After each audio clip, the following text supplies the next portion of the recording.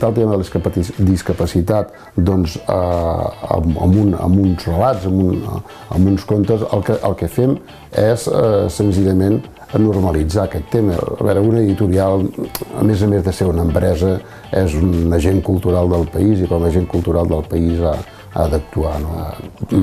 A veure, la integració a la societat de qualsevol persona amb problemàtica és una obligació que tenim, visquem a Barcelona o visquem, per entendre's, a la Fatarella. Que la societat sigui conscient que allà és un problema, però que no és un problema irresoluble, sinó que la societat hi pot intervenir i pot treballar en aquest sentit, i sobretot el que fa és humanitzar aquest problema. I jo crec que en aquest moment també amb el que estem publicant estem reflectint el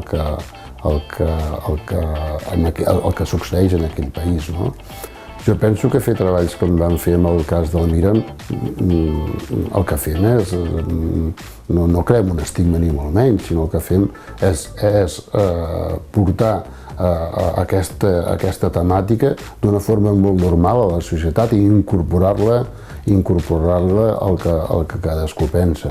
I la cultura ha de tenir un punt transgressor, perquè si no fos així, difícilment avançaríem cap a nous models.